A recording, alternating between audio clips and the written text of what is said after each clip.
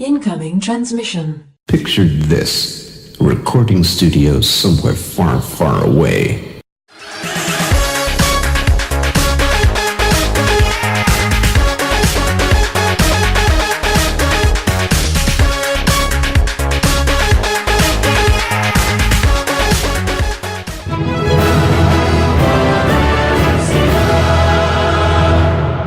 Welcome, Watchers of Illusion, to my Castle of Confusion on the 15th of January. 15th? Where's that gone? January's half over. Bizarre. Anyway, today I'm looking at a Spectrum game called Terramex, which was actually available on most systems. My first encounter with this game was on an Atari ST. So there you go. You can see you have a variety of characters to choose from. I'm going to go with a very British one. And the idea is basically to stop a meteor from hitting the Earth and blowing it up. Easier said than done. Now, you have an array of objects to help you with this. You see at the bottom right hand corner, there's your sort of inventory, if you like. Bottom left are your lives, your score, high score, and some sort of river. Anyway, so you have a variety of, like, tribal men who will carry your items for you. You can scroll backwards and forwards through those using the... Let's figure this out. Hang on. Oh, I'm moving. Yeah, you use the 1 and 2 keys. I'm using Kempston joystick, by the way, to move my guy around. You have 1 and 2 will change it. I've got to figure out what the swap button is. You can swap items. So if I wanted to swap the you'll see what that is in a few minutes. But yeah, you can swap items over. So you can carry a great array of items here. And each item has a specific use. What that use is up to you to find out. And you will use the majority of these items to actually complete the game. Not an easy game, I'm going to tell you now. It's very frustrating in parts. You can see there's an array of very interesting items to use. A unicycle there, you see. Now we're going to try and get that umbrella. Assortment of creatures will try and stop you. The music, I've got to say, is absolutely brilliant.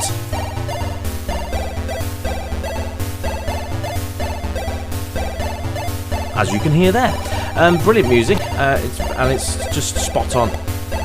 The Atari ST version, I remember being very cool. This tune is one of those that will get stuck in your head and you'll be whistling around the house. There's a variety of things that can easily kill you that you just don't know about as well. I'm not sure what that is. It looks like a pair of fingers coming out of a rock, but I think it might be snakes or something like that. Anyway, you can investigate quite a lot of this place.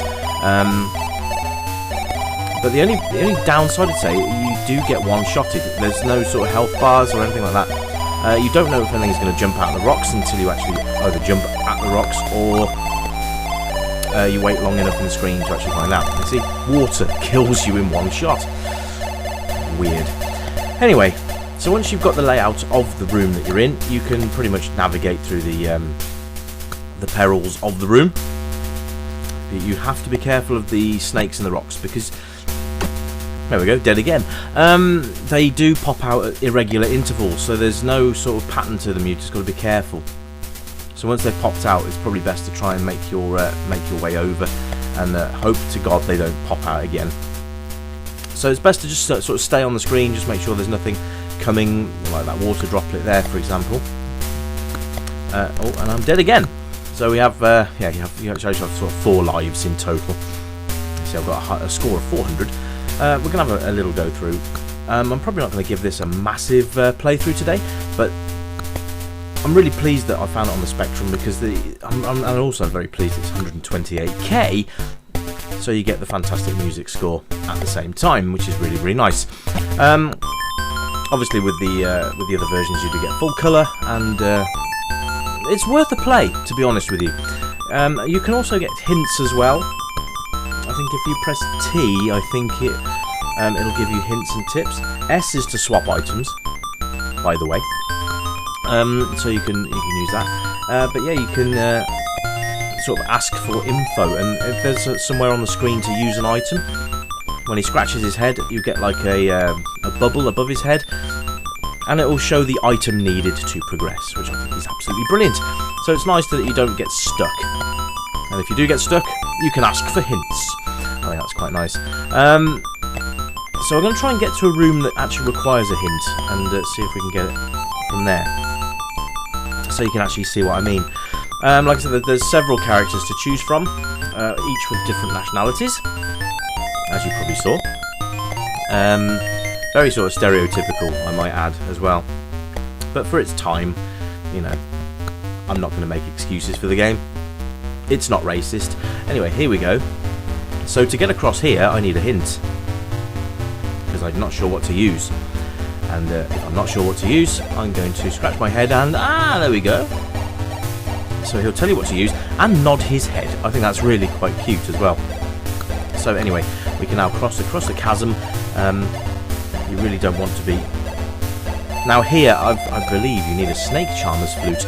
So there's lots of different puzzles, lots of different elements of that in the game. The game is actually really good for a specky game, considering that the conversion is from sort of the 16 bits. So that's really cool. Very pleased with this game, very happy with it. I would urge you to have a go at it yourself. If you've never played Terramex, now is a good chance to load it up on your favourite system and give it a go. I think it was out on the Spectrum, Amstrad, C64, Amiga and Atari ST. So go and find it on the platform that you want to use it on. See, if there's no hints, he will just shake his head.